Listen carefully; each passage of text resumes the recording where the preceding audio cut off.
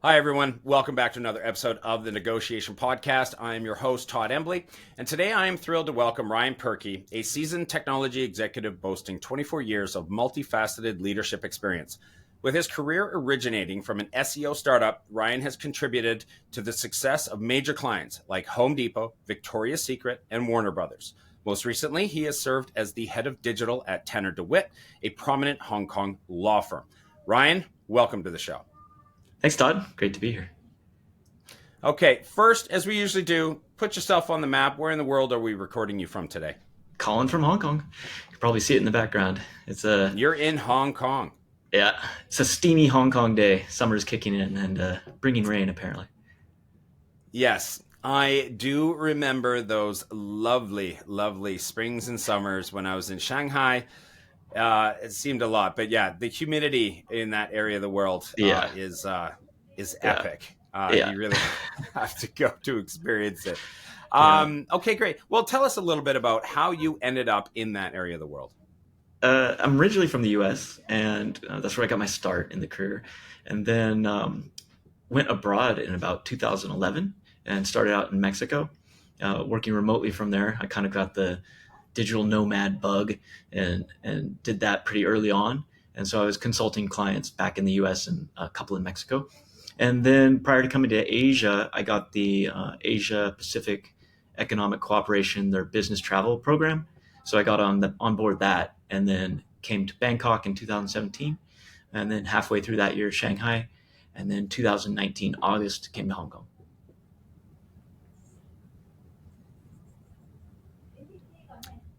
Okay, I'm going to take a quick bridge here. Yeah. How am I coming through for you? Because I'm not getting clear audio. I wasn't even sure when you were finished talking. It is Oh, pretty. I heard you fine. Yeah. Do you see me? Yeah, I see you fine. Okay. Uh, Yeah. For what about whatever me? reason, you coming through for me, Let me try and I'm this. just expanding here to see if I can get any Is that information. any No, better? there's nothing that says anything. Yeah. That's okay. So, and now you're really clear. Okay, great. So it might just be a tad disjointed once in a while. So if there's long gaps between when you finish and when I start again, Okay. that's going to be why. Because Okay. I'm catching up with the fact you've finished talking. Yeah, yeah, no problem. Okay, I'll jump right back in. Um, so now that we know how you got there, give us a bit of an introduction into who you are and the work that you do. Yeah, so I got my start in marketing as a digital native back in 2000. So, like you said, with an SEO startup, I was person number 4 in a 4-person company back then. And that's when we were working with like Victoria's Secrets, Home Depot, Warner Brothers, all of those. That was the early days of the internet. And I remember Home Depot's homepage looked just like Google's, more or less. So replace Mm, the word Google with Home Depot. And the first thing you would type in would be your zip code in the US. And then that would right. send you to whichever store was the closest and give you the relevant items that you could buy. And then you still have to go to the store to pick them up. So people are still trying to figure out just how to utilize the internet. But that's what I started with. I was still yet to graduate from university and just began with my feet in the fire. Then worked for several more agencies and then went in house eventually with Cornerstone On Demand, which was more or less my shift to B2B, professional services, all that. Okay. Also, can you tell us a little bit about your recent stint with Tanner De Witt? Because that's a law firm. What were you doing there? Yeah, well, so working in an agency in the beginning, I was pretty much industry agnostic. Like it didn't really matter, and I was actually a client of the law firm in Shanghai because there's businesses that were incorporated in Hong Kong, everything else. So was a client with them, and then they were looking to do a shift to digital marketing, digital transformation, and based on stuff in Shanghai, I was like, oh, I know a guy that might have time on his hands, and so went down there in June 2019, interviewed with them, and then joined the firm in August 2019. Okay. So, yeah, I have to understand about your experience when you're driving a firm's like a legal firm's digital transformation during the pandemic.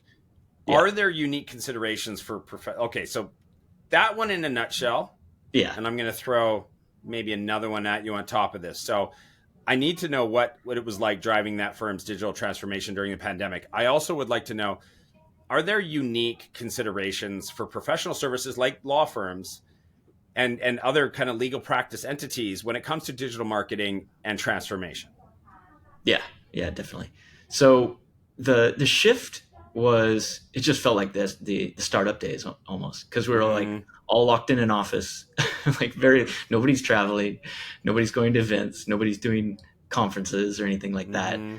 I went out to Kowloon and ran around a bunch of camera shops because with all the outages on Teams and Zooms and everything on the early days of the pandemic, it was very easy to see that video was going to become the thing. So went to camera shops, got lighting equipment, got a camera, got a Blackmagic switch, an ATM Mini, hooked up all this stuff, and then started sitting lawyers down in front of the camera. And it was just straight out of the office. Background was nice, so you could see the bay and everything else on the classic Hong Kong skyline. So you had a good setting, and yeah, pulled it off. It also helped them launch a video content channel. They could post stuff to YouTube, they could post stuff to LinkedIn, and all that became much more person centric instead of just a firm presence. It was the partners at the firm. So in some ways, the pandemic definitely cut down the FaceTime with people, but in some ways, it really pushed it forward because we were able to pivot so quickly to high quality video production, recording, all of that. So yeah, and then double down on the classic stuff like SEO, get the website running well, get the conversions there, the inquiries moving through the funnel well, all that sort of stuff. And Yeah. we just kind of buckled down. I was going to say, because when you put a lot of work into filling the funnel, Yeah, obviously through the content, the funnel has to be streamlined, and not have any kind of glitches, or pinch points in there, right? So mm. yeah, then you start working on the other stuff. I want to go back and just inquire about those early conversations around doing something that I'm assuming, hadn't been doing before, because you even had to buy the equipment. Yeah. What would a legal firm be basing the ROI of having you get the equipment and do these things? What would they be looking for? And you can talk about reaching audience and what have you. And how did that conversation go? Was it pushed by you forward, or were you pulled by them, or something in between? I think it was a push and pull. There was from both sides. It was sort of obvious that it was something that had to be done, and then it wasn't cost prohibitive. We're not like Yeah. talking studio equipment. We're talking like a Sony camera that just was better than a webcam. It's better Yeah. than somebody sitting on their laptop and It's like a talking to camcorder. exactly. Like they're not talking to a little pinhole camera. They're talking to an actual camera, actual lights, all that stuff. So we're talking like US few $1,000s in order to do all that. And then from their perspective, they still want to look as professional as possible. It's a realm where having gray hair is a good thing in a lot of cases. They want, their clientele wants somebody that's seasoned, knows the law backwards and forwards, suit and tie, looking nice, presentable, able to present, etc. And so all of that was made that professional setting transition very obvious. That they were like, yeah, we need to buckle down and do this since we can't do the other. And it'd be seen on I'd be helping run the webinar or whatever, and the comments from the people that they were meeting with, like pre-recording everything else, it'd be like, where are you? Like you're in some sort of studio, and they'd turn the camera around or like have their phone out and like show me like behind a camera and some lights, and they're like, oh, you're in your office? No way. And so Yeah. the quality paid dividends, I'd say. Yeah. Okay. Yeah. So if I boil that down, would you say that it was about building rapport and someone who was going to be, I don't know, humanly available, Yeah. were someone to reach out? I mean, I'm wondering what those points were that they may have wanted to hit on as far as outcomes, or at least what you were gathering, if you had the data, and I'm Yeah. not assuming that you did have the data. It might have been a little bit of like trial Yeah. and error, Yeah. but once customers, maybe you start to figure out that this is something, and I want to target that question at that area of the world. Yeah. Would the potential clients or the cachet they wanted to build or whatever it was, Yeah. um, talk about how important that can be in that area of the world for the firm that you were working for? Yeah. Well, that's an interesting part of like the B2B aspect of it, because you're dealing with much smaller numbers, and a customer slash client of a law firm is often another lawyer at another law firm. And so you're you're getting those customers and clients because it's just a jurisdictional difference. Like Mm, they're in Canada, they're in the US, but they have some business that they need to do in Hong Kong, and they need a local on the ground lawyer to represent that interest. And so it's often lawyers dealing with other lawyers mm, as a functional law firm work, especially for the non contentious stuff. So any sort of corporate, contractual, agreeable sort of work is done most often between lawyers to other lawyers. Where you get something that's more customer based in the classic sense would be like family law or employment law or some sort of litigation where it's just based on need and transactional immigration, that mm, kind of thing. And those the video content was less suited for it because it was more so like thought leadership to other lawyers in either that jurisdiction or other jurisdictions. Because the other thing that happens with lawyers is a firm will get an inquiry and they'll be conflicted out. They'll just already be representing the other side or some other aspect. And so they will send that inquiry straight on to another firm that they're friendly with, knowing that, they just can't represent, like, due to the regulatory framework, they just can't represent that person. But they want to see that person gets good representation and is with a professional outfit. So all of those things, like psychologically, looking good on video and being presentable, pay dividends in that way. yeah, yeah, for sure. Uh, I'm gonna maybe ask for your outsider's opinion Yeah. about maybe what you expected about the law or just legal framework or things that went on. And I'm Yeah. talking a little bit extra here to give you some time to think about Yeah. Yeah. Yeah. what. And I'm buying you a little bit of time because I know I'm throwing this at you, but I'm Oh, no, curious, no. like just from that layman kind of, just being in Asia and coming from a different culture, obviously a very litigious culture, and then you're now watching from the sidelines a little bit this similar area of law and legal activity. What did you find? Just very broad and open, but what was surprising to you? What was interesting to you? What did you notice? You have a ton of stakeholders, and that's just due to the structure of law firms. So it's partnerships typically, and especially in Hong Kong, in some places, a law firm can be owned by a non-lawyer. In Hong Kong, it's law society, and everybody that's a partner or a leader in the law firm has to be a lawyer. So that's part of it. So Mm, you're always needing buy-in for the projects that get pushed forward from the partnership, and maybe they'll distill it down to 2, 3, 4 partners that run up a project based on what they're trying to do. But it still has to get like the go ahead across the wider partnership, and that's something that carries over to the accountancy firms and other places that you really have to sort of find your champions if you're trying to do something in that regard. So okay. it's a Yeah. lot of that where it's like figuring out the buy-in. In terms of like cultural and everything else, it's a fairly international law firm in the sense that there's Hong Kong local working there, um, mainland China, UK, pretty much all the United Kingdom countries are represented by somebody at the law firm, Canada, etc. So you have a really diverse mix of people in that regard. But yeah, it's like the funnel is actually very flat because, like I said, if you have a firm that's conflicted out and then they pitch it over to you, there's not really any sort of like customer process. It's just like, yeah, we recommend these people, and they're like, oh, well, can we use them? And there's no conflict, and there's like, yes, there's no conflict. Okay, fine. so, Oh wow. so like Okay. a funnel can be very flat in a law firm, but the decisions that get made are very deliberate. Like that side of it is a much longer funnel than the actual like customer as a client, contact, made an inquiry.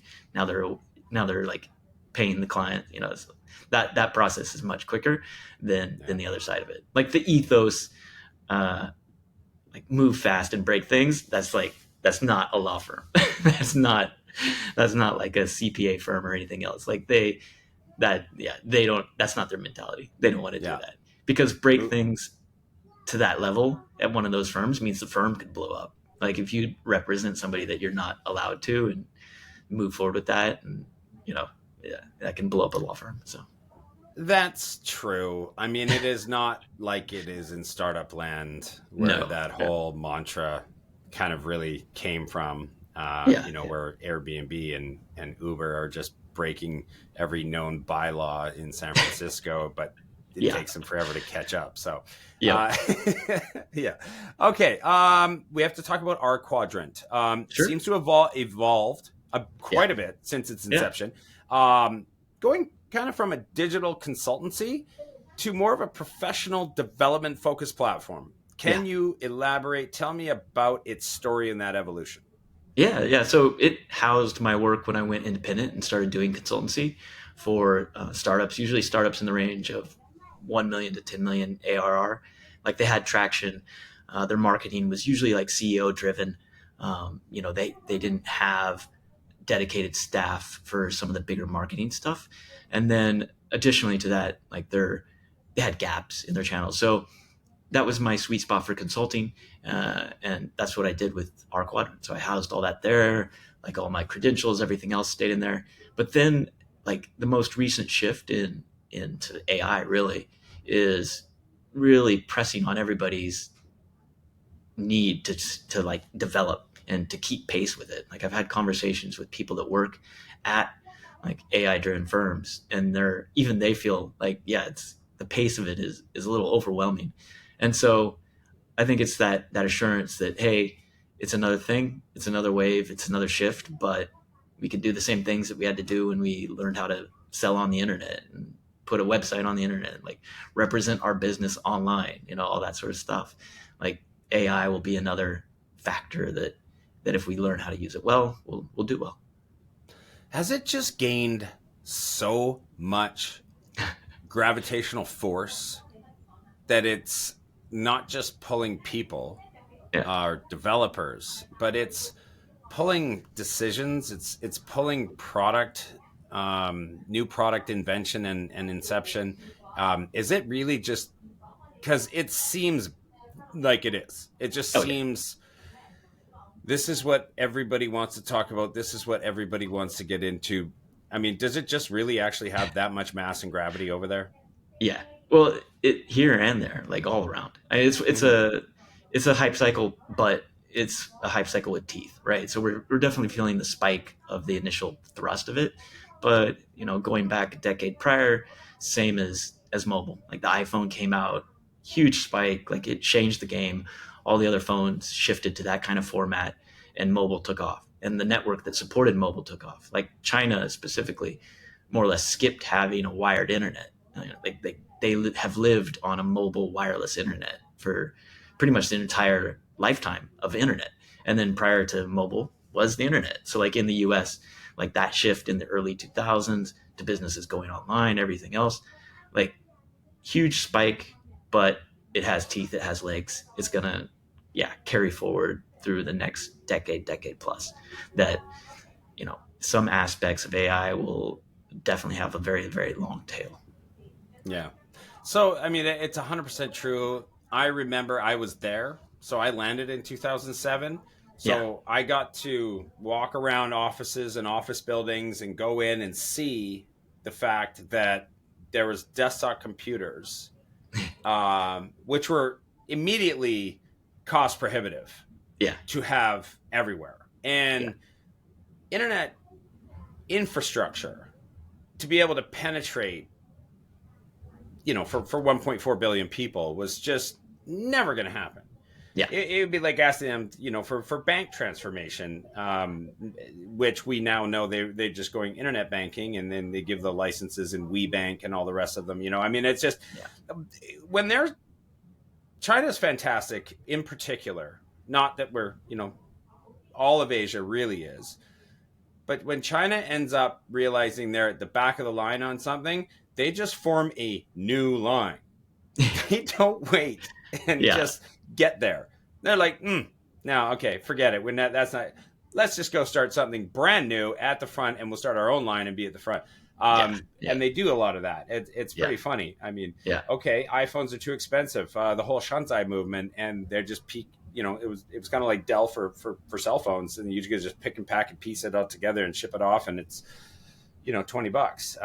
They're Yep. fantastic at that. I appreciate it a lot. That whole entrepreneurial creativity part. And all that leads into the next question I want to ask you, which was what you believe to be the most significant challenges in the current digital transformation landscape outside of the gravity thing around AI that I just mentioned. You can't use that. I've already talked about it. Yeah. Particularly in APAC. Go. I think there's still huge gaps in terms of firms that have just kind of ignored it. Law firms, CPAs, family offices. There's really established industries that have just carried on paper for decades. It's like we didn't see the need, and then the pandemic shows up, and it's like, oh yeah, if we can't work when we're not in the office, that might be a problem. And so there's more so than challenges. It's like huge opportunity to get those firms to modernize in a way that does work with the way people work, and part of that will be mobile. So like with Tanner De Witt specifically, like my day one there, I was handed a package, like a stack of papers from a marketing assistant that was researching CRMs because the partnership saw the need to have a CRM, HRM, etc. And since it was CRM, HRM, file sharing, secure file sharing with clients, mobile, analytics, everything else, the pretty much de facto choice was Zoho and Zoho One, the platform where back in 2017, they unified their entire business suite. So you could pay a flat monthly per person fee to have HRM access, have analytics access, CRM, et cetera, for everybody. And so that was pretty much the early pitch after that day one packet. I met with some of the partners, and I was like, well, there's Salesforce, there's Dynamics, but you want to do all of that and more. So let me show you Zoho. And so it was like, yeah, it was pretty much straight away, like out of the gate. But so now we're in an environment like that kind of platform exists, and other companies are doing that too, like Google, et cetera, are unifying their business suite. So all of that exists, but there's not a huge wealth of people that implement across the business suite. That's still a need. And maybe AI will power that. Like they'll enable small teams to handle that kind of implementation and development either in-house or as consultants. So I think we'll see a diversification of advisory consultants that not only advise, but can get to a minimum viable or very viable product and say, yeah, we think you should do this, and here's how it would work, and here's an early test case. And so instead of saying, here's the packet, read this, go that route, we think that's what you should do, there'll be firms that just say, yeah, we'll get that underway and see how it applies in your world. You used a different term almost in place of me saying digital transformation. You said modernization, and I am. It was curious to me, interesting to me, and I maybe wanted to ask you a favor, if I could ask you another question, to go in on that about what is the same but what is different. How would you interchange digital transformation with modernization, and how would you maybe see areas or technologies or companies that you would prefer to use one or the other? Yeah, I think it's almost like probably my marketing brain trying to sell it. It's because, especially in Asia, that people word understand. Sells better. yeah, because they can see it themselves. Like in one hand, they have their phone that they just upgraded, the previous day, and then in their other hand, they have a stack of papers that is in a ledger that they've done the same way, and they can't they can get their email on their phone and do their calls and do a FaceTime and everything else, but they can't like plug in that aspect of their business into something that's that natively mobile for them. So they really understand, okay, like half of me is modern, half of me isn't, and I should probably try to modernize this too so that I'm more mobile and can do what I want to do where I want to do it. And I think that's a thing that is definitely relevant in APAC, is just people like to travel. They like to get around. They don't want to be where they are all the time. They want to, especially a hub like Hong Kong, they want to get in, they want to get out.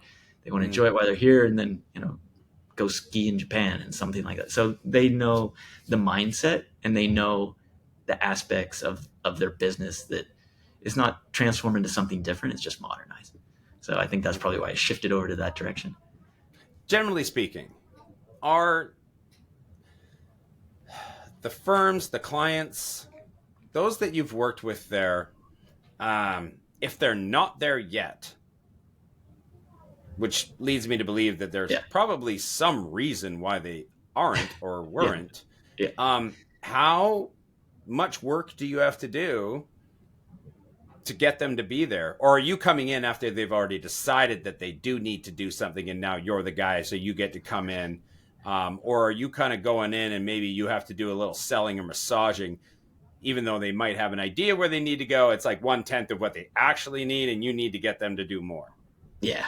Yeah. Well, for those professional services firms, there is a bit of push external to them on the regulatory side. So, if they know that their conflict search isn't very robust, because it's like they have to just go through the minds of the other partners and like do a sniff test of like, oh yeah, is anybody working on a client that might conflict with, versus being able to actually look at the data and see what kind of business has been done with the names that they enter. That's two different things. And so the regulators want to see something that says, oh, okay, like, were you thorough? Can you have a track record if there is any issue?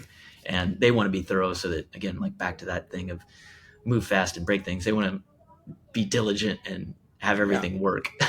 So they see it. They see that need to be, they can go to Google and they can type something in and find a result, right? But in their own business, they can't just as readily go through all their paperwork and find, oh yeah, the digital solution. On the other side of that too, courts are shifting to e-discovery and e-document packets, e-packets for court, where it's all digital. Because same thing, judge doesn't want to have to like flip through tabs and go to this page. In most cases, they want to just be able to type it in, search for it, find a keyword, do their deep dive that way, instead of, because people have been used to that in another aspect of their lives, they want it to carry over into the work aspects of their lives. Okay. Thank you for that. And now all of that really segues well into the next question about how you've really grown up alongside the digital marketing space. Yeah. I did not. Yeah. Because believe it or not, I'm pre-internet. But where do you see this industry headed in the next 5 years? I think it's just going to continue to decentralize and diversify. So, I'm old enough that I remember like broadcast channels. We had 3 TV channels or 4 or 5. And you're so old. If you wanted to watch TV, that's what it was, right? Oh, God. And then cable comes along, and then now it's influencers on pick your video platform, right? Mm-hmm. So I think in the next 5 years, we'll have a lot more consultancies, professional services, that type of provider that has a background very specific and close to the client that they're serving. So it would be like technology lawyers that are helping you implement your technology at your firm, and they become an agency in and of themselves, and they're perfectly happy having a dozen or so clients that are all of similar background, etc. And they just get it done, because the stuff that's more rote, like you don't have to be able to know regex to type regex with ChatGPT, right? You can say, hey, I want to accomplish this, write the regex for it. And it'll put out the regular expression of whatever it is you need it to do in order to accomplish your goal. Same thing with like data lookups and everything else. So as these platforms become easier to use and there's more direct tutorage and hand-holding from I think what you'll get is, what face do you like to interact with? Like, what person do you like to spend time with in order to accomplish your business goals? Because that'll be the person that heads up that kind of consultancy. That's a lot of scary.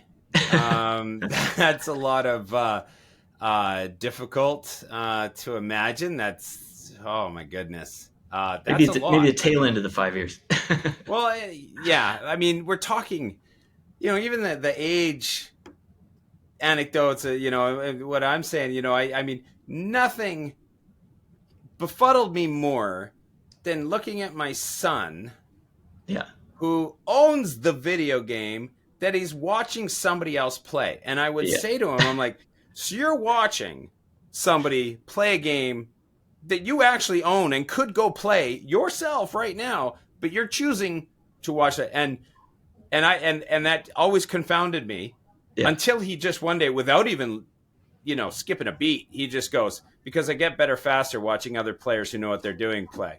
I was like, okay, I'm just going to go back to my old man cave or whatever room in the back, and I have not challenged him since. Well, that's pretty awesome. I really appreciate that. As we've also been known to do on this podcast, is we'd like to know who in your network, who do you know, who are you totally willing to throw under the audio and video bus here and call them out and say, you know what, these are 3 people or 2 people that I really admire in their space, and I think they'd make awesome guests. You're not, of course, saying that they will come on or that you've talked to them, but you're just like, these are people I admire who I would even appreciate listening to on the show. Yeah. Well, one I worked with very directly is Paul Lin in Shanghai. He's doing teaching right now, professor via NYU in Shanghai. But I know Paul. Huge wealth of marketing background. Like, he's smart. I think I know Paul. Yeah, you probably do.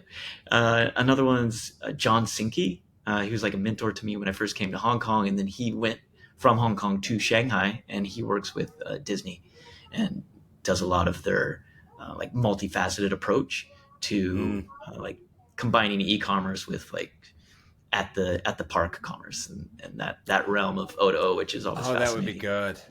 Yeah.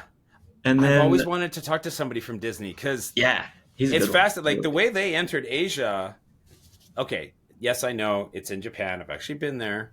4 hours to get on the Matterhorn, but I've been to Disneyland in Tokyo. But yeah, it's very different. And the way they entered and the deal they did with China and how things operate, that would be fantastic. I would love that. So we're going to yank those 2 names out, and then we're going to totally throw you under the bus and just say, Ryan said you'd do this. I don't know why. But I'm just kidding. But those are great. Did you have one more? Like general China stuff, Ashley Dudarinuk. She's just always putting out We've content. had her. Oh, there you go. Ashley. We've had Ashley recommended before. There you go. Post having her on the show. No, she's great. She is a fire hose of wealth and knowledge, and really has her finger on the pulse. So she's great. Yep. I'll have to email you an alternate or something. Oh gosh, don't worry about it. You've already done enough. It's kind of a hokey pokey thing that we do at the end of the podcast for fun. But anyway, Ryan, I know you're a busy guy. I know you got to get going. I really appreciate you being on the show. Perfect. Thanks, Todd. Take care. Okay, so for everybody who's watching us on the video, don't forget that we have the audio-only podcast on Spotify and Google Play and Apple Podcasts and all your favorite podcast platforms. We're out there, and for those of you listening to us on the audio and want to see Ryan and I having this conversation that we just had, don't forget to go to the WPIC YouTube channel, and you'll find all the clips and all the shorts over there. But for now, from me and for Ryan, we bid you adieu and hope to see you next time.